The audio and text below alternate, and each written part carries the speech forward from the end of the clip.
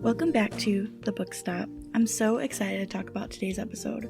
Fair warning moving forward, this podcast does contain spoilers as we go over major events within the novels.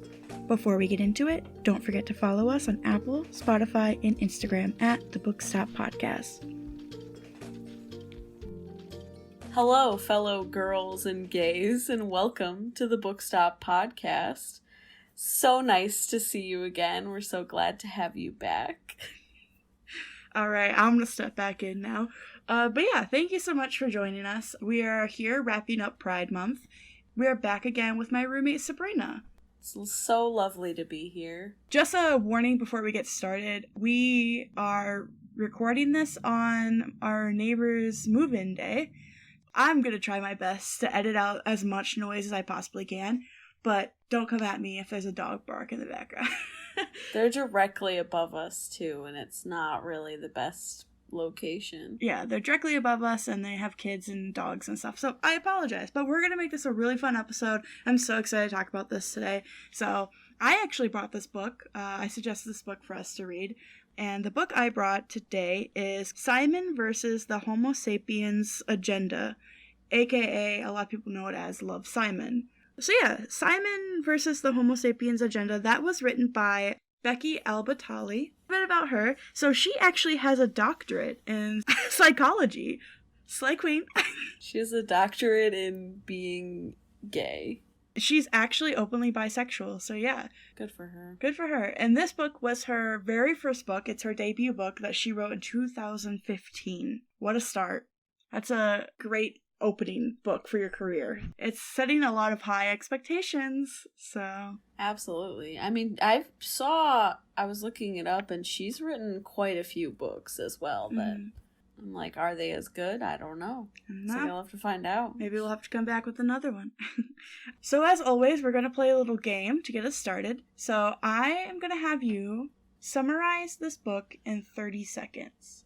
But, twist. There's always a twist. There's always a twist. You're going to summarize it as if you were one of the teenagers in Simon's school that's hearing about this story. So a little bit of gossip. Okay, I like it. You can start whenever you're ready. So, did you hear the recent gossip about that one kid? He's in your chemistry class. I don't know if you even know. I think his name's Simon. I really don't know what his last name is.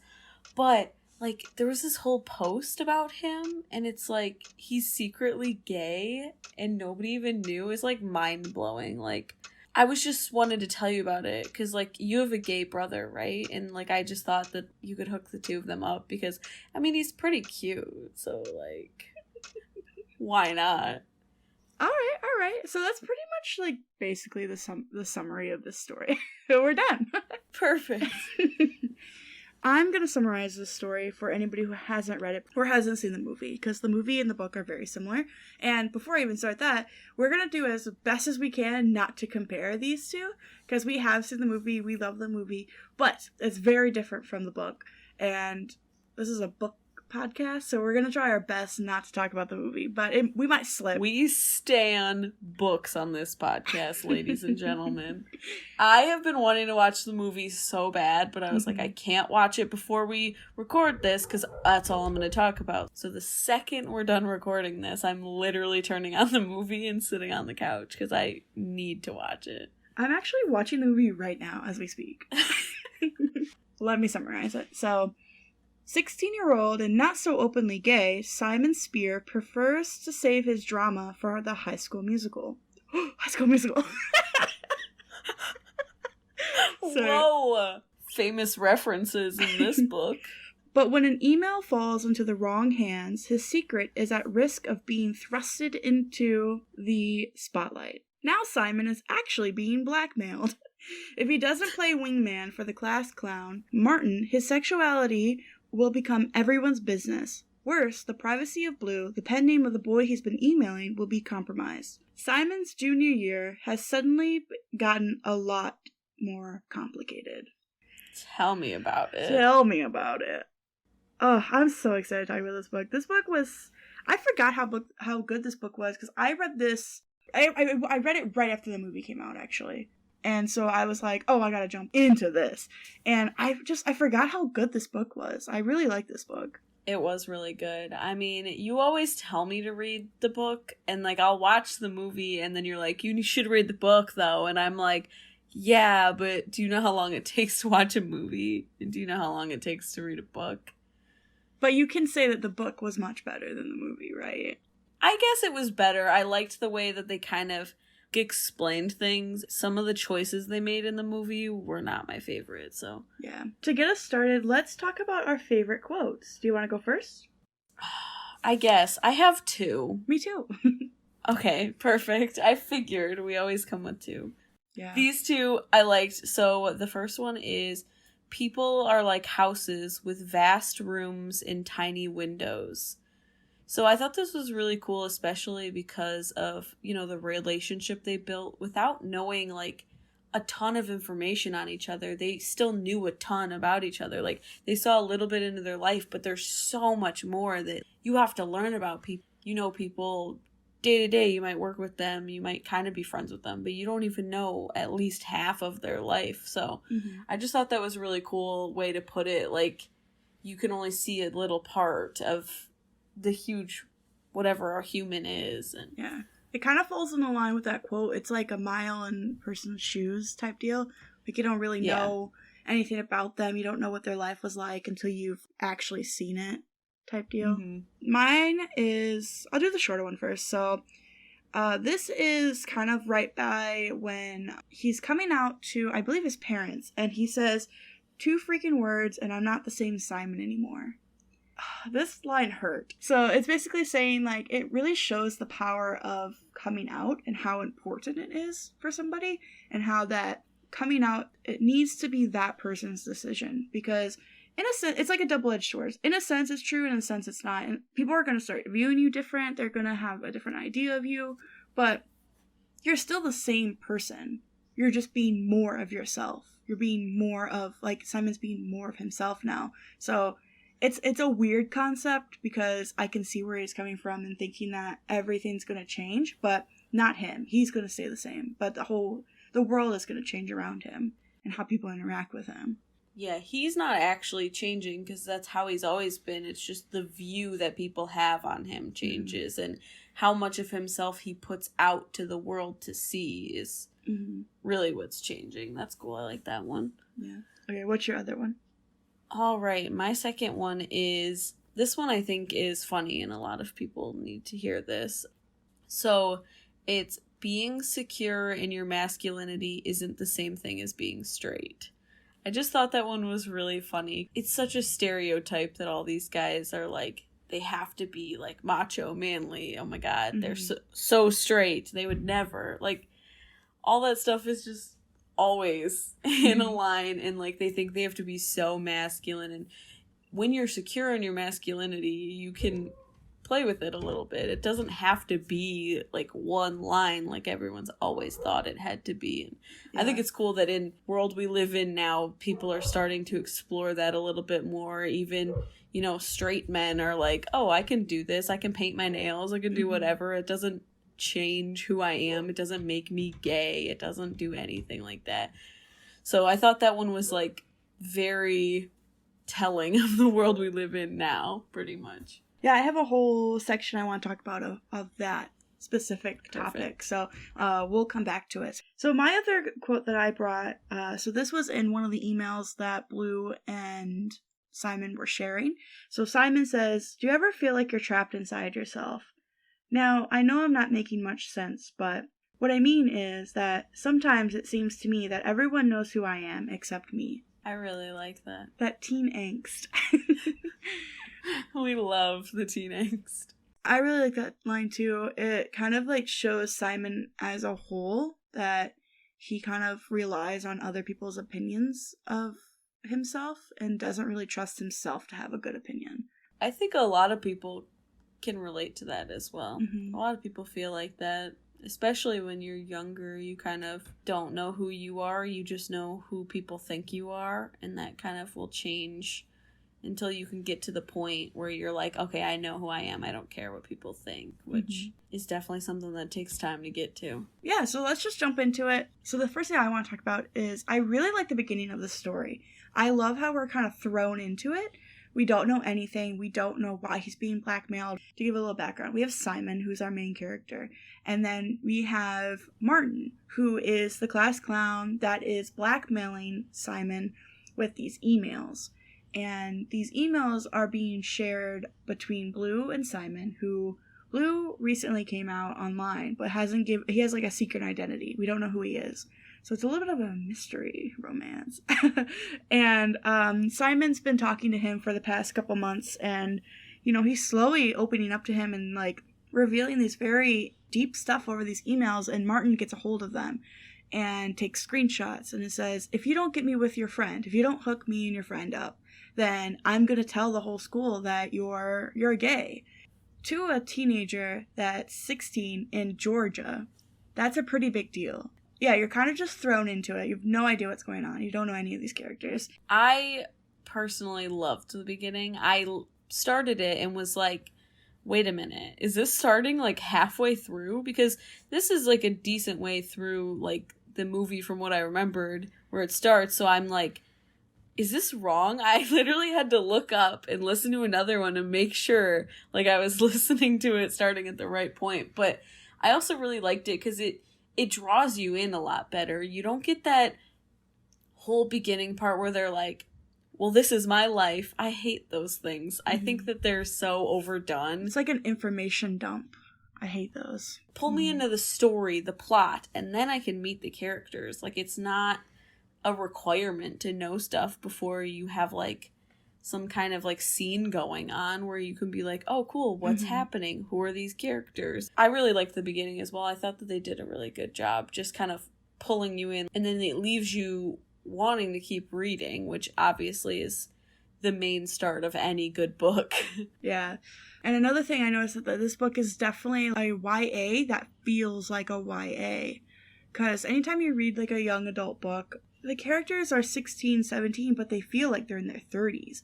But this one, it really feels like teenagers, from just the way that they talk, the way that they interact with each other, the way that Simon thinks. I wouldn't say it's immature, but it's very like one track mind. It's like, I need to do this, get this done, or my entire life is going to fall apart. Which is that's normal for a teenager to feel that way. So I really love how Becky does that. She really is able to get, I mean, it makes sense, she's a doctor. That's kind of her job. In psychology. So she knows how to get into the mind. So it makes sense. But yeah, that was really good. I really enjoyed that. I'm not a huge fan of like high school dramas like this. Apart from High School Musical, of course. But yeah, I'm not a huge fan of it. But I think she did a very good job. I agree. It was really cool to see like a book actually from the mind of a teenager that wasn't written by a teenager, so then it was actually good. Because I've read plenty of things written by teenagers that sound like teenagers, but the book also is terrible, but they're trying their best. Are you talking about my book? Maybe. Maybe I'm talking about our book, but I do think she did a great job at like actually kind of detailing what it's like to be a teenager, and then when you read it you're like, wow, I remember feeling like this before. It's very relatable. So yeah, I think she did a very good job on that. So obviously this is an LGBT book. We have Simon, who's gay. We have Blue, who is gay. And I think there's some more characters in there. I think Leah's bisexual. I know there's a second book too with Leah's story.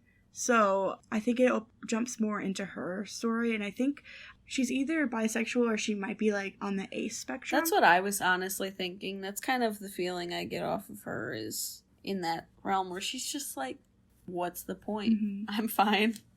I'm good. Yeah, I think it's a good teaching moment, because it shows the good side of coming out and accepting yourself. Yes, there is negative points in the story. There are teasing, bullying, and stuff like that. But a lot of it focuses on the good things of coming out. You know, having the support of the family and feeling like you're true to yourself and accepting who you are and having like everyone on your side. I think it's a really good teaching moment for people that don't really understand the point of coming out or like the concept of it. It shows the negative sides, but it also shows how important it is to view it in like a positive way and to stand by somebody.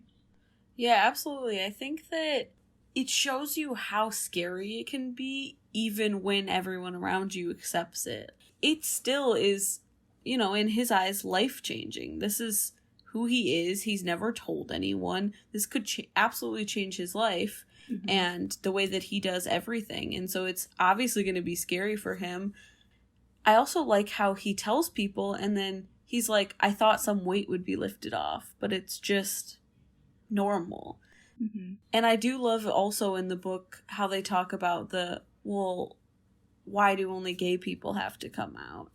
I think that that's a cool topic that, has been around for a while, that people are like, why do only gay people have to come out? Why can't straight people come out? Why can't they sit in front of their whole family feeling really uncomfortable and tell them something really personal about themselves, which I feel like would be hard for anyone, no matter what it is. So I do like that they show the good side of it, though, as well, because, a lot of the time you do hear a lot about the negative parts and what happens when people aren't accepting. So it's always nice to kind of have one good story to be like, yeah, people will actually accept you a lot of the time. Maybe not everyone, but screw them. Who cares? Another thing I really liked is, like, not only coming out as a sexuality, but he kind of views everything as coming out. Like him liking a new song. He's like, I'm learning something about myself. I'm not coming out to, society, but I'm coming out to myself. Like, I'm learning new things about myself, and it feels like coming out every time. So I really liked how he viewed on that. I will say Simon can sometimes be very childish, very young, very gullible, but he's very strong. He's a very strong character. He's very compassionate. He's very, he cares about his friends. He's a very compelling character. I really like Simon. It's kind of a given he's going to be very young. He's a 16/17-year-old boy. So, I mean, you obviously expect it. Right. If it was a 16-17-year-old girl, then it would be a little bit different, I feel like, and it would change the story. But I would also read that story. If she was a lesbian, that would be a great one. I'm gonna tell Becky. Becky, rewrite the same story, but it's lesbians, and she would be like mind blown. But he does act very young, but you can tell that he's just growing into himself. Like, even like you said, where he's like, oh, I tried a beer, now I'm a new person, I have to reintroduce myself to the world. And it's like thinking that those tiny things change who you are as a person is a really big teenager kind of thing. Like, thinking that one little change affects everything when it really doesn't. Like, you can change your mind all the time, and one day you're like, oh, I love mushrooms, the next day you hate them. It doesn't matter. Like, that doesn't change how people think of you, but he thinks it actually matters. Right. So, there's a lot of really good characters in this story, but who would you say is your favorite character?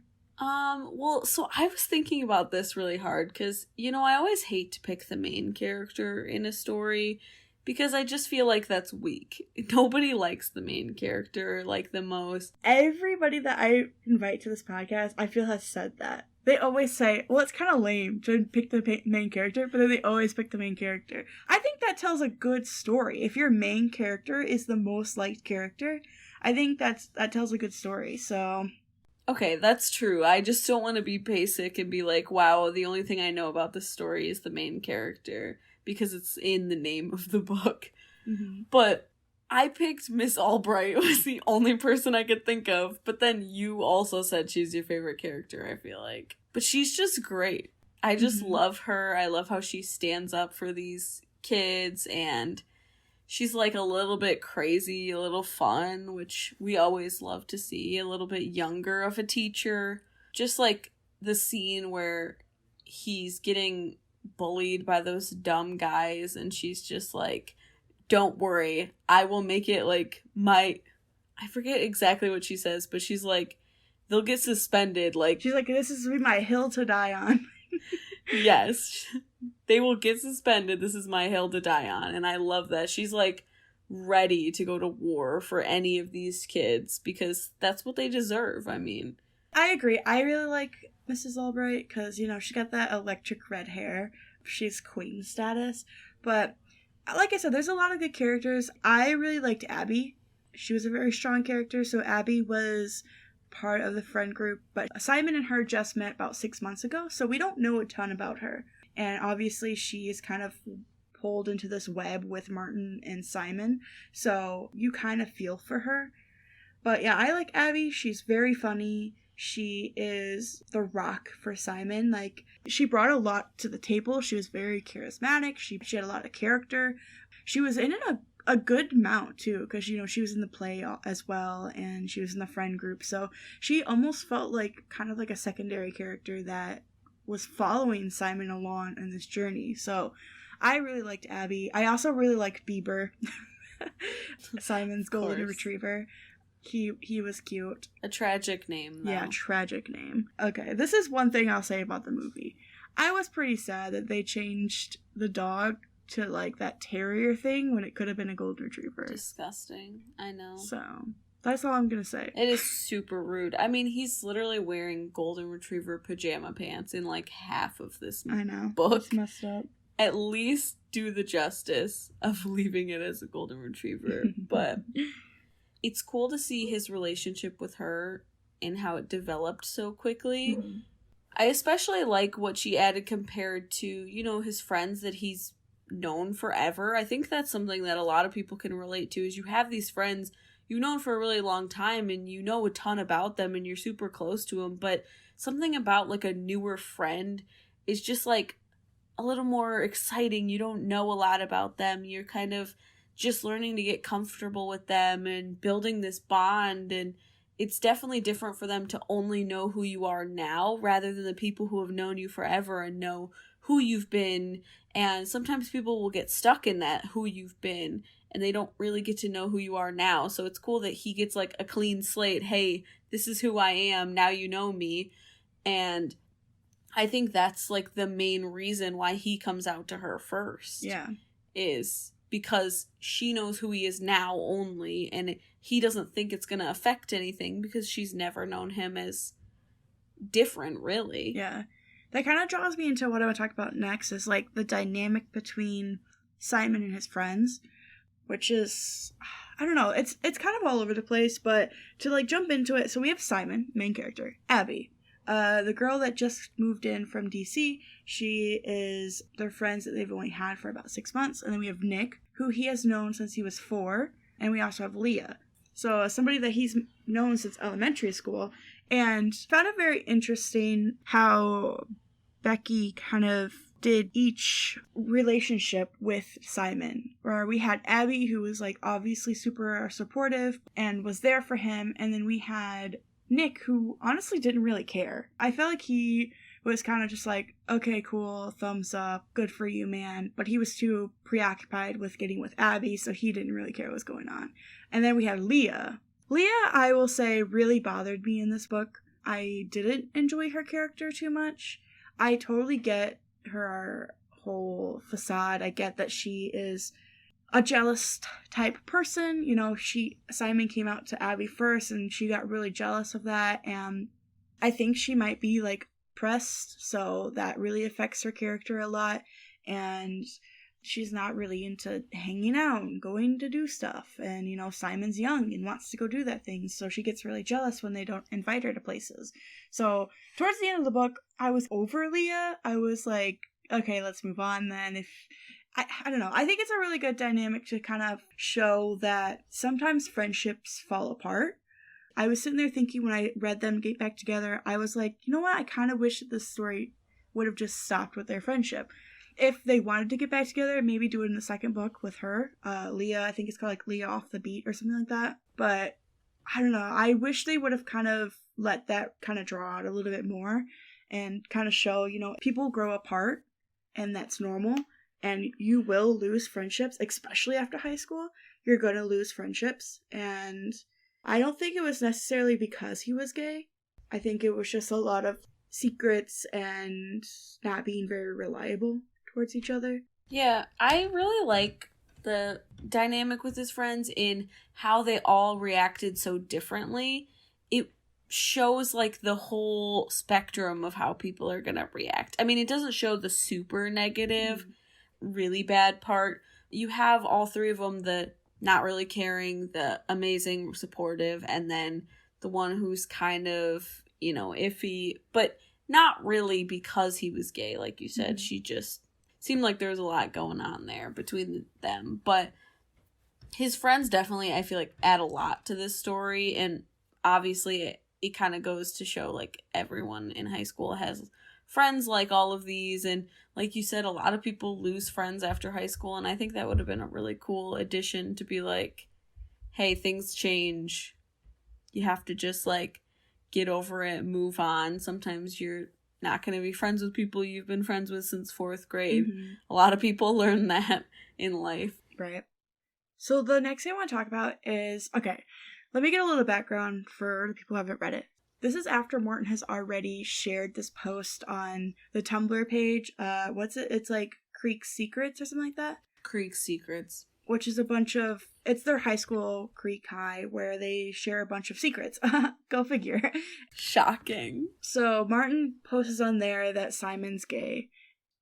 I hated that Nick and Leah and everybody knew before Simon did.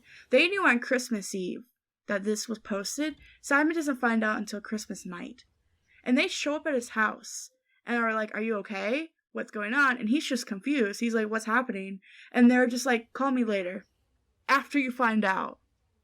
I hated it. I hate that so much. Are you kidding me?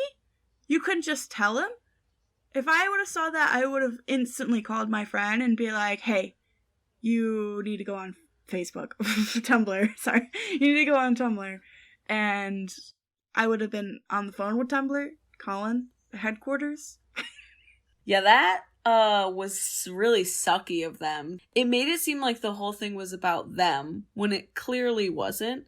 And the fact that they were, like, too scared to tell him or whatever, like, that's something that if people are your real friends, they should tell you. And wasn't it just Nick and Leah that showed up, or was Abby there as well? Nick and Leah just showed up. Abby texted him when he found out, because she said that she doesn't go on it that much or something, and she found out and then immediately texted him. So Abby, this is why she's one of my favorite characters. Abby is an OG. She is a friend that you can rely on. So it left a bad taste in my mouth when I read that part. Yeah, it is kind of interesting, though, to see that the two friends that he's had the longest, that should be his best friends, they put the effort in to show up, but they can't even, like, tell him the truth. It's like, they're not really your friends if they can't help you out in that situation. And the fact that his sister had to be the one to report it the next day, did any of them report it? Did they even try to do anything? Or they just said, oh, he'll see it eventually. It's Christmas Eve. I don't want to tell him that. Yeah. That kind of draws me into, like, favorite relationships. Definitely Simon and Abby are my favorite. From the beginning, I don't know. I just felt a really good connection. Like, I felt very sour with Leah and Simon. I didn't like their relationship at all. Nick and Simon, they were fine. Like, I felt like they were just kind of bros. They didn't really hang out too much. Abby, though, I don't know. I think that they had a really good connection, and I hated at the end when, she got mad because she found out about the blackmailing thing, and, like, I totally get why she would be mad. Totally get. And, she does forgive him because he was being blackmailed. It wasn't his fault. But I really like that relationship. I like that he came out to her first, and like what you said earlier, that it was just easier for him because she doesn't have this big idea of him yet. And then they were always just so funny together. The comebacks they always had, it was just a good source of friendship for him. I think she is honestly his best friend of the three. His relationship with Nick is cool in the way that it shows, like, a lot of the time you'll see guys who become friends when they're younger, and then once they get older and they become different, they just stop being friends because it's not cool anymore. So it is cool to see that Nick is, like, a good guy and he genuinely cares about him. So he doesn't care that, he does sports and is in soccer, and then Simon is in theater and is gay, and it doesn't change anything. He's like, yeah, we're still friends, whatever. Mm-hmm. I do like that, but I don't know, Leah in this book, I liked her less in the book than in the movie, which was shocking because I still didn't like her in the movie, so I didn't think she could get worse. But my favorite relationship was Blue and Jacques. So not even Simon and Bram, obviously. Blue and Jacques, I really love the relationship that they put between them, and all the emails we got back and forth kind of getting into their relationship more, where they're learning little things about each other, that it's cool to see that they connected on such a deep level without knowing even like the most trivial things about a person. Mm-hmm. So they did it backwards. Like normally when you meet someone, you learn all these stupid little things like their favorite color, what they look like, mm-hmm. who their family is, who their friends are. And in this case, they just learn this really deep emotional stuff about each other and like things about their childhoods and all of this stuff that you don't normally go into right away, and they still don't even know what each other look like. I think that's such a cool way to show a relationship being built because it's so different than what normally happens.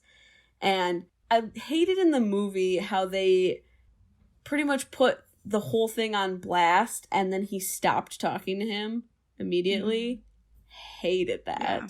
So I like how in this case he's like, oh, I didn't even see the post. What are you talking about? And just like nothing happens. Yeah. To like go back to what you said earlier about the emails things. And yeah, I think it's a good way to show how strong their relationship is. Because it wasn't them just being like, oh, how was your day? Your day's good. No, this was deep conversations. You know, him coming out to his parents, you know, divorce and the new baby and, you know, all of this really deep stuff. So Simon does say in one of his emails, like, do you believe not only in love at first sight, but love at first email? And mm-hmm. yeah, so, you know, they only known each other for about 5-6 months, but, you know, when they finally do meet, it feels stronger. Like, he kept saying it was like electricity between them. And I think that was really good. I also obviously really like them too. But yeah, that's crazy. We haven't even talked about Simon and Blue yet, or Simon and Bran yet, which is crazy since they're the main, literally the point of the story. The whole point of the story. So we have Blue, who is Bram, which is Nick's soccer friend, who is the secret behind the emails, and Simon, obviously Simon, he went under the pen name of Jacques, and let's get into it. Let's talk about Simon and Bram for a little bit. I do have to add, if you are going to listen to this as an audiobook, the emails back and forth, like as much as I loved them, it made me crazy because they said the email address every time. Mm-hmm. And I was like, why do we have to say this? Like, I get if you're reading it, you wouldn't even read it. You would just skip past it every time and read the email subject.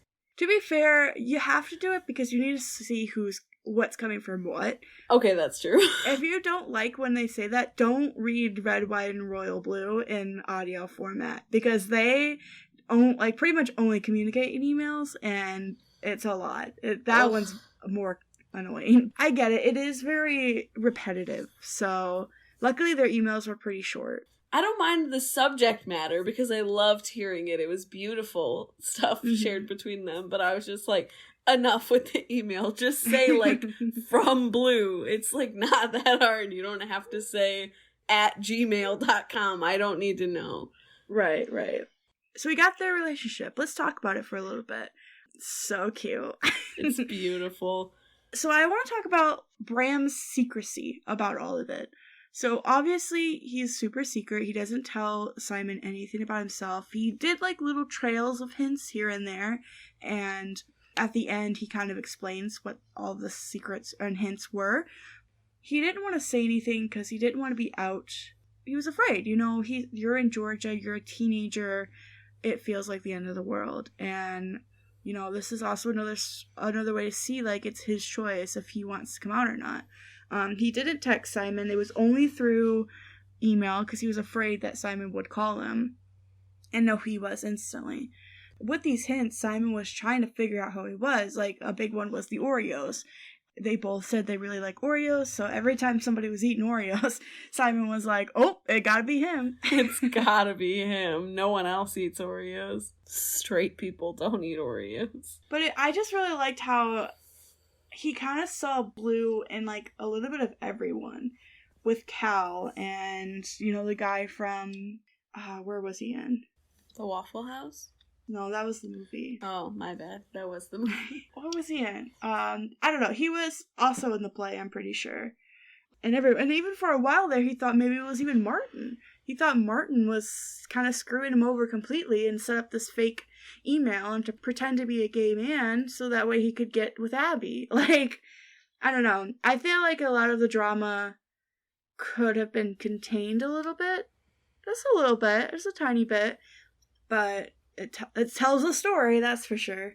Especially once we know it's Simon and we still don't know who Blue is. I love how he's like, he could just be watching me at any time, which is like so crazy to think. Like, there's this person around you that knows so much about you and they know who you are, but you have no clue who they are. And they're just living amongst you, which is definitely crazier after he knows him. But even just before, like, I can't imagine talking back and forth with someone who literally goes to my high school. Like, I know them, but you don't know it's them. And the way that he goes around and kind of is like, oh, it could be this person for this reason. And then something like comes along and just spoils it for him. And he's like, oh, well, it's not them. Yeah, that's gotta be terrifying that this person knows your secrets and could easily tell, and you wouldn't be able to pinpoint it back. You could have easily been like, oh yeah, Simon's gay, and within 5 minutes it would be all over the place. So there was a lot of trust in this email chain. So, and yeah, he never suspected Bram. I think for one split second he was like, maybe Bram, but then he was like, nah, he's too masculine, he's too sporty to be gay. And that kind of brings me to my next topic of masculinity is not interchangeable with being, like, gay. Like, it's not the same. Like how you said earlier, how, like, you don't have to be a quote-unquote stereotypical gay man where you love fashion and, all the stereotypes. I'm not going to get into it. Bram is this sporty guy that, is, like, a bro. And he's a gay man. So I'm glad it wasn't somebody in his freaking campaign, I'm glad it was somebody that he didn't expect at all. I feel like the readers didn't suspect it at all either. I would have really liked to read this book before watching the movie, because I feel like I would have liked it more trying to figure it out with him who it was. It was kind of sad to know who it was from the second I started the book. It was still cool to also see then how they get to that point. And I really like even how he describes Bram before he knows it's him. Like, in one of the scenes, he's like, he was wearing a collared shirt under a sweater and he was so cute I almost died. Just this guy who's just chilling, he's minding his own business, and he's just like, he's so cute I almost died. And, like, he doesn't even know. Like, to bring that then too, along with all this other stuff, into, like, actually finding out who it is, like, my mind would be completely blown. If I was in Simon's shoes, I would be like, I'm gonna have to take a walk. This is a lot. Yeah. Because even in the book, they kind of talk about how, like you said earlier, being secure in your own masculinity was when they had the Spirit Week and they did the gender bend at school, and how the guys were kind of using it as an excuse to dress up as a girl. And I like that even, like, Simon, who is an adolescent, was like, oh yeah, I don't need to be masculine man to be a man. I can wear a dress, I can wear nail polish and still identify as what I want to. So yeah, I love it's so reflective of how we are today, where people are becoming so much more comfortable in just even themselves, that they feel like they can do whatever hairstyle they want. They can dye their hair cool colors. They could paint their nails. They can wear whatever clothes they want. And they can still be like, oh yeah, I'm just straight man. Nobody questions it. And sure, there's some people that out here are going to be like, oh, well, they must be gay. They have painted nails. And, like, that's so weird to have that as a stereotype, that paint on your nails determines what your sexuality is insane. But a lot of people think that way, and it's so crazy to me. Or, like, short hair on a woman, right? Buzz cut on a woman, like, yeah, your appearance, like, it's crazy. It boggles my mind. Right, and I think it's so cool how it's becoming so much more fluid, where you can do whatever you want. You can have short hair, and it doesn't have anything to do with your sexuality or who you are. You just want short hair, or you can wear men's suits and be a woman, 3-piece suits every single day. I could still be a woman. It doesn't matter. Like, and I think that it's cool that they dive into it a little bit. And to see what it's like as a teen, because I feel like it's really exploded like after we got out of our teenage years. So I can't imagine how I would have felt as a teenager, like with guys with a bunch of painted nails. I would have lost it. Well, this does take place in 2015, so That's true. Let's take a break from all this talk and let's play a little game. Okay. All right, I got a little trivia game for you here. So I'm going to ask you some things that happen in the book, and you're just going to tell me who, what, where, and why. Oh, God, I can't do this. You got this. I'm going to start you out real easy, okay? Well, if I get one of these wrong... What hospital was Simon born in? Just kidding. Oh, I know this. Just kidding. Okay, to start you out, what was Leah's Halloween costume?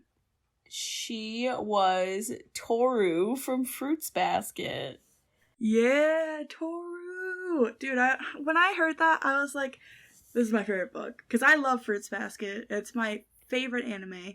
Like, when they said that Leah was into anime, I was like, yes, queen. And then they said that she was Toru from Fruits Basket. I lost it. Yeah, I lost distinctly remember when you told me to read this book, whenever you read it, like, however many years ago, you were like, okay, but there's a Fruits Basket reference, so you have to I thought about it every once in a while. I was like, yeah, in that book, they reference fruit. Okay, let's get back on track.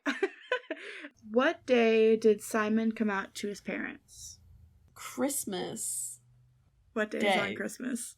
Oh, December 25th. At approximately noon is my guess. Probably. Who was in the emoji band? You have to get at least 3 people. So the band that played at the talent show, you have to get at least 3 of them. Bonus points if you get all 5. I wish it was just Simon's entire family. His mom, dad, dog. Dog, and then... Did he have 2 sisters? Yeah, Nora and Alice. Okay. Yeah. So we've got... What do we got? We've got our boy, Nick. No, you're done. Couldn't tell you this. Okay, so this is at the end of the talent show. We had Nora, we had Leah, Taylor, Morgan, and Anna. I do know all these characters. Yeah, they were in the band at the end. And then the last question is, what is Bram's full name? Do they say this in the book? You would think I didn't read this book, but I promise you that I did. His, middle name, too? That's what a full name is, yeah. I honestly, I can't tell you what it is. Wow, this is disrespectful. I was doing my best, but when I listened to this at work, people ask me questions all day. I don't need your excuses. Okay. You should have studied before this test. I'm so sorry. I was trying. I didn't want to embarrass you. Okay, his full name is Abraham Lewis Greenfield. Because he said that he had the same name as the president. Well, yeah, I do remember that. Well, you got, I think, 1 right, so... I'm so sorry. So, I want to jump into, kind of another thing I forgot I wanted to talk about was, I want to talk about Martin. Ugh. His role in this book, his relationship with Simon. I was confused for one person to raise their hand to be confused. It was me. Martin blackmailed Simon to get with Abby. I didn't like him. He's gross. Not a single second that I didn't like him. And I didn't like how manipulative he was. There was points where Simon was sitting there seriously thinking, are we friends? I'm confused. Because it feels like we're friends. And he starts actually liking Martin. And there was a split second where I liked Martin. And it wasn't really it was more like a tolerance where he said, If I had to do this blackmailing again, I would blackmail for you to be my friend and stop there, or something like that, along the line as that. This boy did not learn his lesson. You don't blackmail people, first of all. You could just ask to be his friend. He would have been your friend. Did not like Martin at all. He was a little snake. He was. And disgusting. Yeah, honestly, Martin rating is 0 out of 10. Yeah. Maybe a 0.2, just to be nice, but... Nah. Negative 0.2. Okay. His role is really interesting in it. Like, when I was reading, I read the summary again afterwards just because I wanted to see, and it, like, said antagonist Martin, and I was like, I didn't really think of it that way. Anyone who reveals someone's sexuality without their consent, I'm gonna hate. That's completely awful, and no one should do that. That's the one thing I want you to take away from this. Do not reveal someone else's sexuality to anybody. Exactly. It's none of their business. If they want to know, tell them to ask that person. So say you're someone, you want to know Simon's sexuality, you ask Martin. Martin should have went, oh, I don't know, ask Simon. And then if Simon says no, sucks. You don't get to know it. Like, it's not about you. It has nothing to do with you. And the fact that he just, like, thought that that was okay and then thought he could just be like, sorry, I didn't know people would be this mean to you. Bro, he just doesn't even know the world that he lives in. He's so, like, desensitized, or he just doesn't understand. He's just very selfish. You know that one video, that kid who's screaming and he's like... That video, I would sit Martin down and I would play it for him on repeat. He's just the worst, and I hate him, and I hate that he thinks that just because Simon tells Abby that he is, like, cool, that she has to like him. Like, dude, that's not how things work. If you want someone to like you, be a likable person. Yeah. Don't just be straight up trash and then be like, well, she doesn't like me, so this is all your fault, and I'm gonna tell everyone you're gay. Not even just, like, him blackmailing Simon and outing him, but also the way he, like, acts towards Abby and how disgusting he is. He sits there and he talks about how much he likes Abby, and he doesn't respect her in any way, or else none of this would have happened. Exactly. If he actually liked Abby for who she is, Abby is, like, one of the sweetest characters in here. You don't act that way to somebody that you like. Yeah, it was truly a tragedy, to say the least, that he just exists. I don't know. Simon had a weird relationship with him where he wanted to be his friend, but he was being blackmailed, so it felt like he couldn't be his friend. I don't know. It was weird. I didn't like it. Yeah, it was really weird. I'm glad Simon wasn't really his friend. Mm-hmm. So in your opinion, is there anything that you would do differently? Any missed opportunities? Anything you would have changed? I can go first if you want. Yeah, you go first. So there's 2 things I would change. One, I would dim down all that stuff with Leah. I think it was just too much. And if I know that she was trying to set up for another book, but I think the relationship should have been where it fell out completely and they eventually got back together in the next book. Kind of like that last tipping point to get the end of the book, everything resolved type deal. And the other thing was, I want a little bit more Bram and Simon at the end. We did get a lot more, especially than the movie did, but maybe a sequel. Oh my god, I would love to read this book in Bram's point of view. The second it comes out, I'm gonna finish it that day. I would love that so much, because I think it would be so interesting to, like, why he made the email. And why they started talking in the first place. Like, start before this book started. And, oh, God, it would be so good. I want, like, a prequel almost. I don't want, like, what happened after. Like, them graduating. I want a prequel. So. I love that. So much. I think that's a really good idea. And I think that that's something that really should happen. Like, didn't they, like, remake one of the Twilight books from someone else's perspective? Yeah, they did Midnight Sun, which actually I'm doing next month, but they did it through Edward's point of view. Yeah, I think that if they just did this whole book from Bram's point of view, it would be really interesting because you could, see him coming out to his parents. You could see he doesn't have blackmail driving him to do anything.